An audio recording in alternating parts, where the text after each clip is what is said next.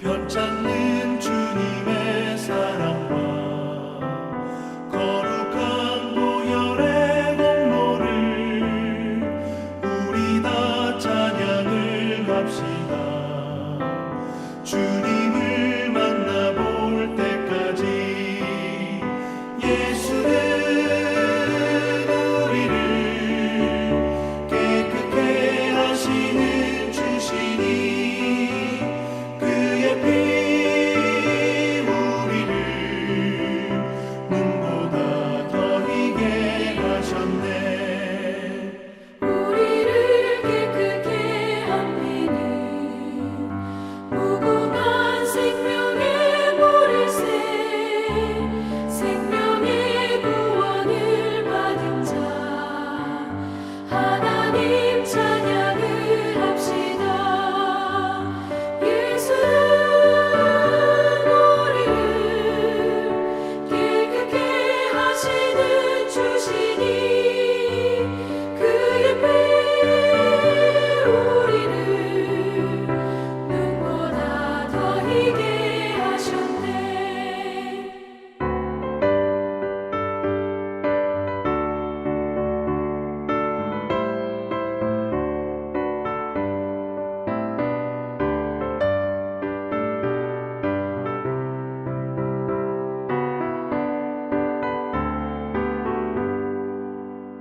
주님의 거룩한 보혈을 날마다 입으로 간증해 담대히 싸우며 나가세.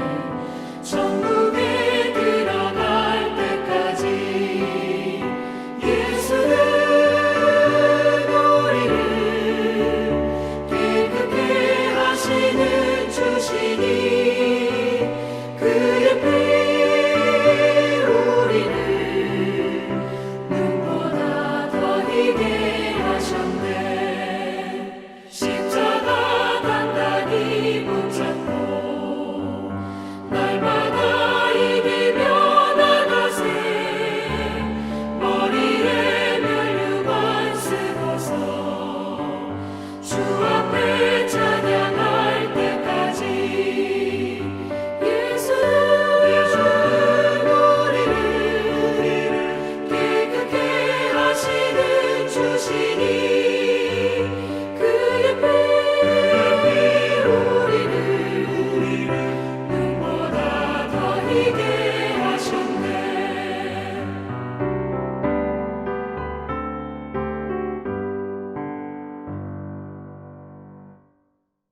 사랑의 하나님 감사드립니다. 오늘도 저희들을 이 자리에 불러 모아주시고 새벽 예배를 드리며 주님과 함께 하루를 시작하게 하시니 감사합니다. 또한 주님과 함께 하루를 시작하면서 또 한 해를 시작하는 저희들을 주님 긍휼히 여겨주시며 은혜 내려주셔서 하나님과 동행하는 귀한 이 한 해가 될 수 있도록 축복하여 주옵소서. 분명히 수많은 문제와 어려움들과 염려들과 걱정들이 우리를 올가매려 하겠지만 주님과 함께 승리하며 살아가게 하여 주시옵소서. 주님 앞에 오늘도 나가오니 말씀으로 말씀을 들려주실 때 깨닫는 역사가 우리에게 있게 하여 주옵소서. 예수님의 이름으로 기도드리옵나이다. 아멘.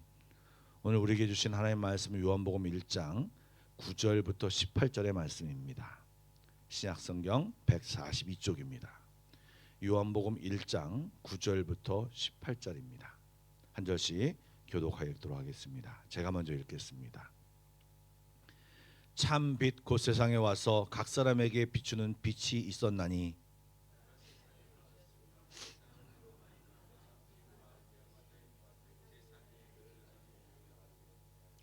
자기 땅에 오매 자기 백성이 영접하지 아니하였으나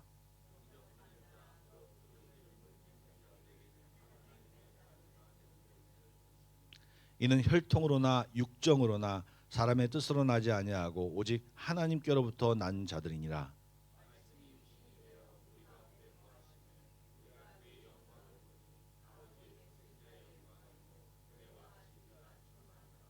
요한이 그에 대하여 증언하여 외쳐 이르되 내가 전에 말하기를 내 뒤에 오시는 이가 나보다 앞선 것은 나보다 먼저 계심이라 한 것이 이 사람을 가리킴이라 하니라.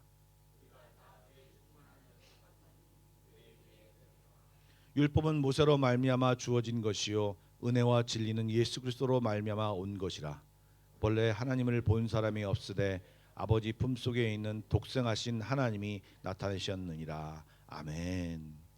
오늘도 4시 25분에 불을 켜니까 여러분 그때까지 좀 충분히 기도하시고 돌아가시면 좋을 것 같습니다. 어제에 이어서 요한복음에서는요 지금 빛으로 오신 예수님에 대하여 계속해서 설명해 나가는데요. 앞에서 설명한 그 빛에 대한 것과 다르게 9절에서 예수님을 참 빛이라고 설명하고 있습니다. 한마디로 다른 빛과는 다른 진짜 빛이라고 하는 것을 강조하고 있는 것이죠. 여러분 우리들은요 예수님이 이미 그 후에 빛과 소금의 역할을 너희들이 감당해라 라고 하는 말씀을 잘 알고 계시죠. 우리는 예수님처럼 세상에서 빛된 존재로서 빛의 역할을 잘 감당할 그런 사람들입니다. 그러나 우리는 우리 스스로 빛을 내지 못합니다. 참빛인 예수님께서 우리들에게 빛을 비추어 주시고 그 빛을 마치 반사하듯이 그 빛을 받은 뒤에 그 빛을 반사하면서 다른 사람에게 보이면서 빛을 낼 수 있는 존재들이 우리라고 하는 것입니다. 그러나 그 빛을 보여주셨는데도 예수님이 오셔서 보여주셨는데도 모두 다 그것을 받아들인 것이 아니라 거절한 사람들이 있다라고 하는 것을 성경이 말하고 있습니다.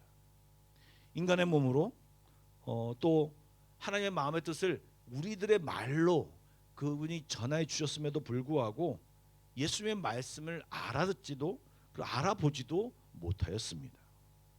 그냥 예수님을 시골 변두리 저 나사렛의 출신의 목수의 아들로만 그들은 생각했습니다. 이렇게 분명히 말씀을 전하여도 말씀을 받아들이지 못하는 그것은요 사실 타락하여 죄로 물든 세상 사람들의 특성인 것입니다. 진리를 얘기해도 알아듣지 못하고 또 하나님의 말씀을 진짜 들어도 그것을 은혜로 받아들이지 못하는 것, 거절하고 영접하는 것이 바로 그것인 것입니다. 한마디로 소중한 것을 소중히 여기지 못하고 소중한 것을 하찮게 여기며 받아들이지 못하고 또 받아들이지 않는 것을 말하는 것입니다. 여기서 우리는 좀 생각해 보아야 할 것이 있습니다. 우리 모두는 예수를 믿는 사람, 예수를 영접하고 예수님의 자녀로 살아가는 사람들입니다.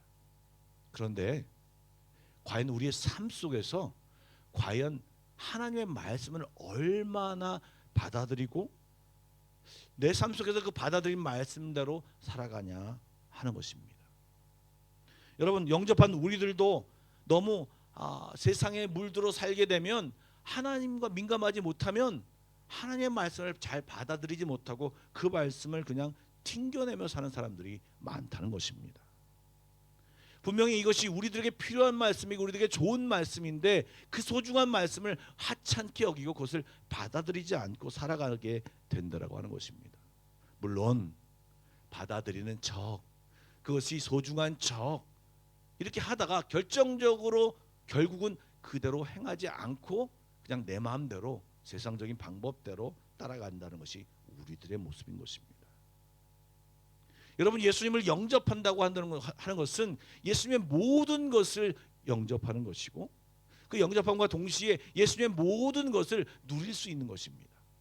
그렇기 때문에 우리의 삶을 날마다 돌아보며 정말 내가 주님을 영접하는지 정말 주의 말씀을 받아들이는지 주의 말씀을 소중히 여기는지 아니면 소중히 여기는 척하는지 받아들이는 척하는지를 생각하고 우리의 삶을 결정해야 할 것입니다. 우리가 1장 22절 너무나도 잘 아는 말씀입니다.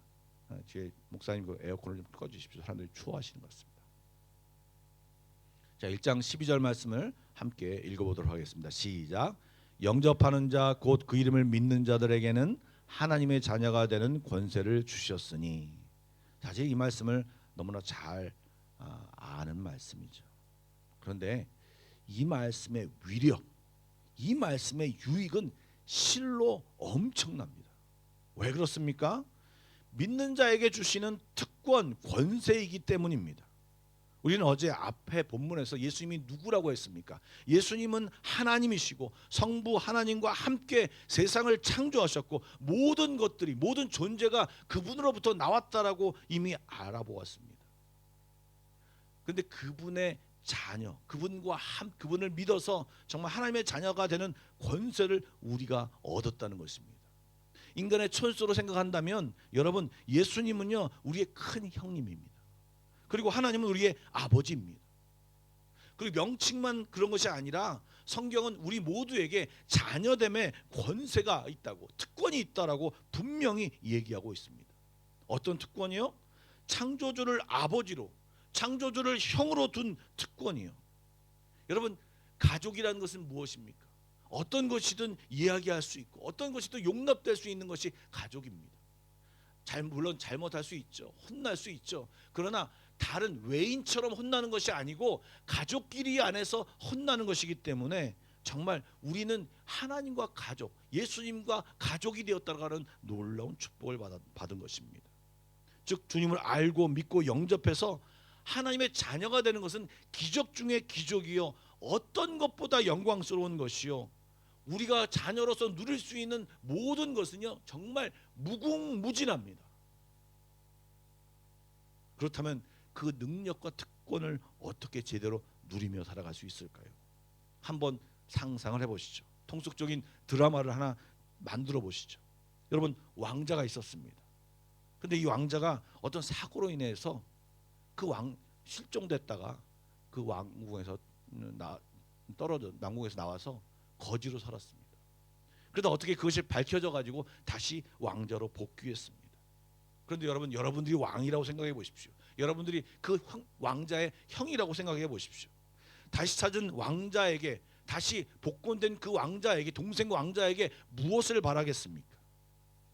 그 왕자가 왕자가 되더니 갑자기 함부로 밑에 사람들을 함부로 막 부리고 막 명령하고 막 자기의 특권을 막 남용하는 그런 왕자가 되기를 바라십니까? 아니면 그냥 내가 이런 것에 적응하지 못하고 방 안에 갇혀서 소심하게 그냥 가만히 앉아 있는 그런 왕자를 원하십니까? 아니면 내가 왕자가 되었으니 뭔가 자꾸 공을 세워가지고 이 정도면 제가 왕자이지 않겠습니까? 왕자가 되었지 않겠습니까? 이 정도면 왕자로서 역할을 다 하지 않습니까? 매번 와가지고 그렇게 얘기하는 왕자를 바라시겠습니까? 아니면 왕자인데 매번 끼니를 걱정하면서 이 밥을 먹을 수 있겠습니까? 제가 나가 동냥해야 되지 않겠습니까? 이렇게 말하는 그런 왕자가 여러분들 바라보신다면, 동생 왕자를 바라보신다면 어떤 생각을 가지시겠습니까? 실제로 한 교회에서 동남아 아이들을 여러 명 입양해서 키우는 가족이 있었다고 합니다. 한 아이는 5살이 되어서, 즉 늦게 입양해서 아이를 데려왔습니다. 그런데 분명히 모든 것을 다 허락해 주는데도 이 아이는 매번 훔치거나 거짓말을 하거나 억지를 써서 원하는 것을 받으려고 하는 때가 너무나도 많아서 그 엄마가 굉장히 속앓이를 했다고 합니다. 엄마는 목사님을 찾아와서 이렇게 얘기했습니다. 목사님, 가슴이 찢어져요. 자신이 가족에게 사랑받는 존재라는 사실을 생각하지 않고 아직도 자신이 혼자임으로 살아가는 고아인 줄 알아요. 여러분, 우리는 하나님을 아버지로, 예수님을 큰 영으로 둔 그런 존재들입니다. 하나님의 자녀가 됐습니다. 이 결정은 번복되지 않는 최종 결정입니다. 두려움과 불안감으로 어떻게 하나님께 나아가서 하나님께 옳은 행동을 보여가면서 하나님, 이 정도면 되지 않겠습니까? 이 정도면 제가 하나님 앞에 뭔가 요구를 할 수 있는 존재가 되지 않았습니까? 라고 계속 불안감으로 살아가지 않으셨으면 좋겠습니다. 그분의 하나님의 팔을 막 비틀어 가지고 하나님 도와주세요 막 때를 쓰는 사람이 되지 않았으면 좋겠습니다. 여러분, 그냥 나아가서 아버지 이것 주세요, 저것 주세요 얘기해도 다 들어주시는 분이 우리 아버지고 또 우리가 그런 존재가 된 것입니다. 여러분, 하나님과 우리가 아들 되고 딸 되었다라고 하는 이 사실을 오늘 좀 그것을 묵상하는 하루가 되어서 하나님 앞에 어떤 관계로, 어떤 자세로 서야 할지를 좀 깨닫는 그런 은혜 안에 있는 우리 모두가 되기를 축복합니다. 또한 이어서 예, 많은 분들이 지금 어제 처음 새벽 기도를 시작해서 졸고 계신 분들이 많은데 자, 깨어나시기 바랍니다. 성경은 이어서 말하고 있습니다. 영접한 사람들은요, 충만하신 예수님에게서 은혜를 충만히 받을 수 있다라고 얘기합니다. 요한은 16절에 사용한 은혜 위에 은혜라는 표현은요, 하나님의 은혜가 지속적이고 무한하다는 의미입니다. 하나님이 한 번 은혜 주고 끝나는 것이 아니라 영원까지 계속해서 하나님의 은혜를 자녀로서 있는 모든 사람에게 준다라고 하는 것입니다. 즉 하나님의 자녀가 된 것도 은혜요, 하나님 안에 거하면서 하나님 안에 살면서 계속해서 우리가 하나님의 놀라운 베푸신 것을 받을 수 있다라고 하는 것도 은혜인 것입니다. 이것이 바로 구원의 은혜인 것입니다. 여러분, 마지막 18절의 말씀을 함께 읽어보도록 하겠습니다. 시작. 본래 하나님을 본 사람이 없으되 아버지 품속에 있는 독생하신 하나님이 나타나셨느니라. 아멘. 이 말은요, 우리들이 예수님을 통해 하나님을 볼 수 있고 알 수 있다는 말입니다. 여러분, 예수님이 세상에 오신 목적은 우리에게 구원을 주시려고 오셨지만 결국 그것을 다시 한번 다른 말로 얘기한다면 우리를 하나님과의 관계를 회복시켜서 우리가 하나님이 어떤 분이신지 알고 하나님과 좋은 관계를 계속해서 평생, 아니 영원토록 누리며 살라고 이것을 알게 하기 위해서 예수님이 이 땅에 오신 것입니다. 즉 우리는 말씀을 보고 순종하며 예수님의 진리 안에 거하며 그럴 때 동행하시는 하나님을 발견하고 하나님의 손 붙잡고 함께 살아가며 이제 하나님이 우리에게 주신 그 은혜로 우리들이 하나님의 빛을 받아 다른 사람들에게 빛을 드러내며 하나님을 드러내며 살아가라고 주님은 말씀하시는 것입니다. 왜 하나님이 우리에게 나타나셨습니까? 우리로 하여금 우리가 본 하나님을 다른 사람에게 나타내고 드러내라고 하는 것을 말씀하시는 것입니다. 여러분, 2025년 제가 지금 1월 첫째 주부터 어제 오늘도 하나님을 드러내는, 전도하는 이런 것을 강조하고 있습니다. 여러분, 묵상하고 기도하셔야 됩니다. 여러분, 도전 받으셔야 됩니다. 그래서 이 한해는 하나님의 뜻을 잘 알고 그리고 그것을 순종하고 또 하나님이 주신 여러 가지 복들 그리고 전도의 열매들을 보는 저와 여러분이 되길 주님의 이름으로 축복합니다. 기도하겠습니다. 선하신 주님, 우리 모두를 더욱 은혜 안으로 이끌어 주시옵소서.